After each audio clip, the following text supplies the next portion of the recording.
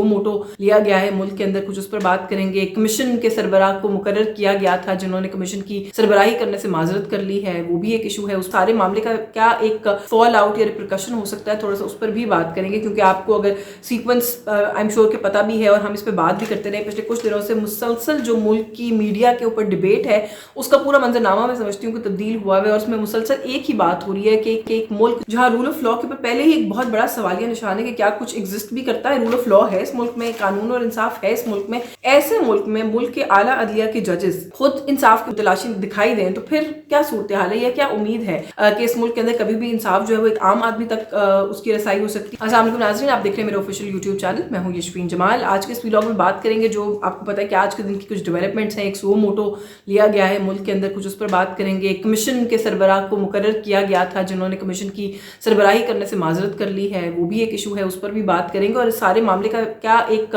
Fall out या repercussion हो सकता है, थोड़ा सा उस पर भी बात करेंगे, क्योंकि आपको अगर सीक्वेंस आई एम श्योर के पता भी है और हम इस पर बात भी करते रहे पिछले कुछ दिनों से, मुसलसल जो मुल्क की मीडिया के ऊपर डिबेट है उसका पूरा मंजरनामा मैं समझती हूँ कि तब्दील हुआ है और उसमें मुसलसल एक ही बात हो रही है कि एक मुल्क जहाँ पर पहले अगर हम इंसाफ फराहम करने वाले ममालिक की फहरिस्त में अगर अपनी रैंकिंग देखें, हम शायद 129वें नंबर पर आते हैं। तो एक ऐसे मुल्क में जहाँ रूल ऑफ लॉ के ऊपर पहले ही एक बहुत बड़ा सवालिया निशान है कि क्या कुछ एग्जिस्ट भी करता है। रूल ऑफ लॉ है इस मुल्क में, कानून और इंसाफ है इस मुल्क में। ऐसे मुल्क में मुल्क के आला अदलिया के जजेस अगर खुद इंसाफ के मुतलाशी दिखाई दें तो फिर क्या सूरत हाल है या क्या उम्मीद है कि इस मुल्क के अंदर कभी भी इंसाफ जो है वो एक आम आदमी तक उसकी रसाई हो सकती है। अभी ये सारी डिबेट हो ही रही थी तो हमने देखा कि जब वो खत मंजर आम पर आया तो उसके बाद सुप्रीम कोर्ट ऑफ पाकिस्तान ने फुल कोर्ट मीटिंग हुई। फुल कोर्ट मीटिंग में जो बाद में हमें सुप्रीम कोर्ट के एलामिये के थ्रू बताया गया कि ये बात तय पाई पहली मीटिंग के अंदर कि प्राइम मिनिस्टर ऑफ पाकिस्तान को ऑन बोर्ड लेना पड़ेगा इस पूरे इशू के ऊपर। और फिर अगले रोज हमने देखा कि शहबाज शरीफ साहब की और काजी फाइज ईसा साहब की मुलाकात जो है वो होती है। अच्छा, उस मुलाकात के ऊपर भी आपको भी पता है बड़ी शदीद तनकीद हर तरफ से की गई। कुछ लोगों ने कहा कि इसकी ज़रूरत नहीं थी, कुछ का ओपिनियन ये था कि जी एक ऐसे हेड ऑफ गवर्नमेंट को, प्राइम मिनिस्टर को, कि जिनको टेक्निकली देखा जाए तो उस वक्त की हुकूमत को भी चार्जशीट किया है उन जजेस ने उस जो खत लिखा है उसके अंदर, तो शहबाज शरीफ साहब भी वज़ीर आज़म थे। तो फिर जो पार्ट ऑफ द अक्यूज्ड हैं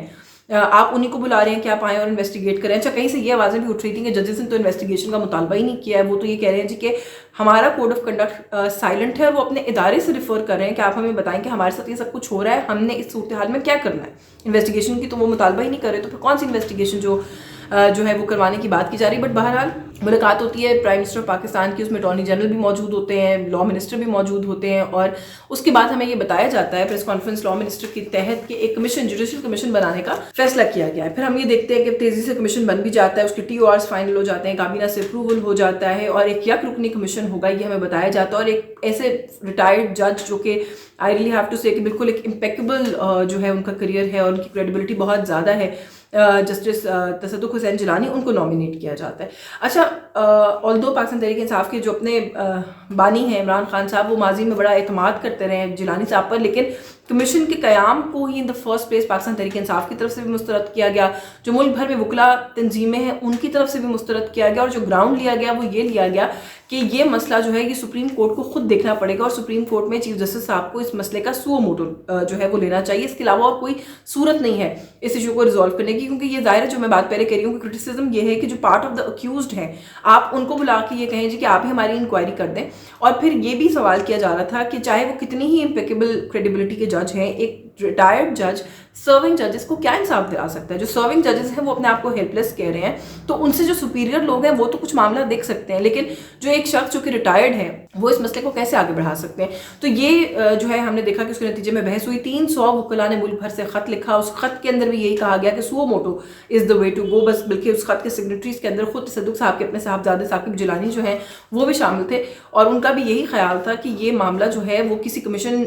से हल होने वाला नहीं है, इसको सुप्रीम कोर्ट को देखना पड़ेगा। आज जब दिन का आगाज़ हुआ तो हमने ये देखा कि खबरें आना शुरू हुई और पहली खबर ये आई कि एक 7 रुकनी बेंच का क़याम कर दिया गया है सुप्रीम कोर्ट के अंदर और उसकी सरबराही चीफ जस्टिस ऑफ पाकिस्तान करेंगे। और ये बेंच जो है सुओ मोटो के नतीजे में जो है वो कायम किया गया है और सुओ मोटो ले लिया है चीफ जस्टिस ऑफ पाकिस्तान ने, जो 6 जजेस का खत है उसके नतीजे में। तो अब वो सुओ मोटो तो जो है वो ले लिया है चीफ जस्टिस ऑफ पाकिस्तान ने। अब अगेन बहुत सारे इसके पहलू हैं और एस्पेक्ट्स हैं, लेकिन मैं पहले दूसरी खबर जो आई है वो साथ ही बता दूं, तो फिर हम साथ में इसका एक एनालिसिस भी करते हैं कि एक तरफ हमने देखा कि सुओ मोटो जो है वो हो गया, दूसरी तरफ हम ये देखते हैं जनाब के जो तसद्दुक़ हुसैन जिलानी साहब हैं उनकी तरफ से भी खत मंजर आम पर आ जाता है, जिसके अंदर वो माजरत कर रहे हैं प्राइम मिनिस्टर ऑफ पाकिस्तान से कि जी वो कमीशन की सरबराही नहीं कर सकते। अब जो हमारा एक यूजुअल स्टाइल होता है, हमने फौरन से साजिशी थेरियां निकालना शुरू कर दी बीच में से कि जी ये तो टीवी देख रहे थे जिलानी साहब और उन्होंने जो है वो देखा कि सुओ मोटो हुआ है, तो उन्होंने कहा जी कि ये तो मेरा तो काम ही खत्म हो गया है, तो मैं खुद ही माजरत कर लेता हूँ। लेकिन अगर आप उस रेजिग्नेशन लेटर को देखें, उस रिफ्यूज़ल लेटर को देखें जो उन्होंने लिखा है और इसमें उन्होंने कहा है कि वो क्यों नहीं कर सकते, तो वो बड़ा एक वेल थॉट आउट खाता है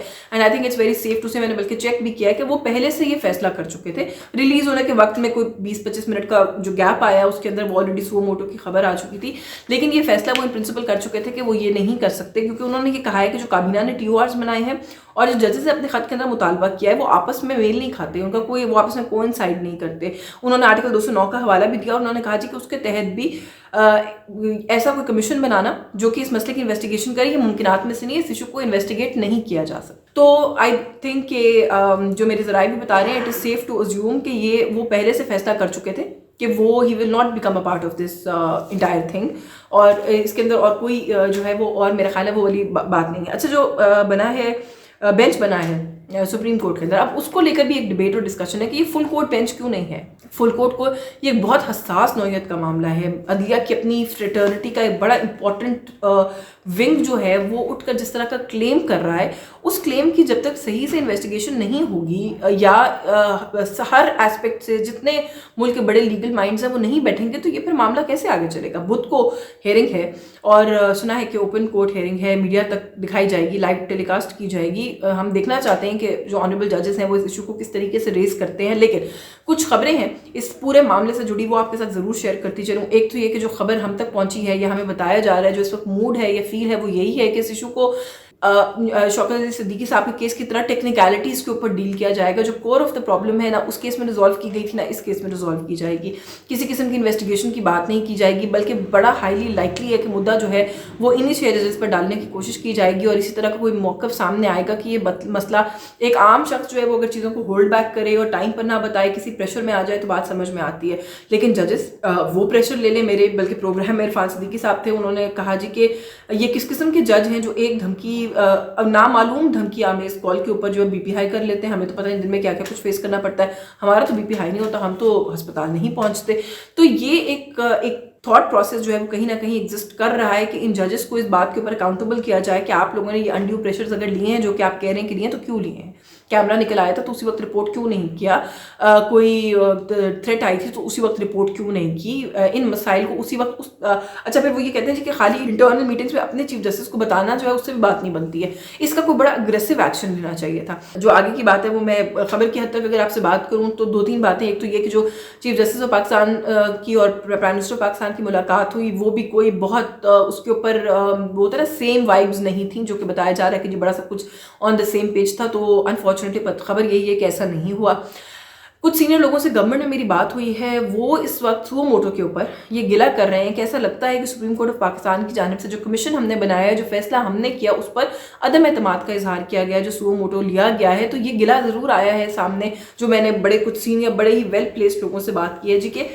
इनको ये जो सारा मसला था, अटॉर्नी जनरल और लॉ मिनिस्टर की प्रेजेंस में मुलाकात हुई थी प्राइम मिनिस्टर ऑफ पाकिस्तान से, उन जो चीफ जस्टिस ऑफ पाकिस्तान का माइंड था, जैसा वो चाहते थे कि इस मसले को आगे टेकअप किया जाए, उनको वजाहत से उस पर प्राइम मिनिस्टर ऑफ पाकिस्तान को बताना चाहिए था। ये जो एम्बेरसमेंट हुई है कि हमने कमीशन बना दिया और आपने सुओ मोटो ले लिया, इससे हमें अपने आप को, दोनों इदारों को जो है वो बचाना चाहिए था, जो कि नहीं बचाया गया। क्योंकि एक इस वक्त बज़ ये भी है यहाँ पर कि जो चीफ जस्टिस ऑफ पाकिस्तान है वो ये एक्सपेक्ट कर रहे थे कि कमीशन बनेगा और कोई हाजिर सर्विस जज जो है वो उस कमीशन की सरबराही करेंगे, जो कि नहीं हुआ। नॉमिनेट जो है वो एक रिटायर्ड जज को किया गया, तो उसकी वजह से ये सुओ मोटो लेना पड़ा। अच्छा, सुओ मोटो के पीछे एक और फैक्टर ये भी बताया जा रहा है कि जो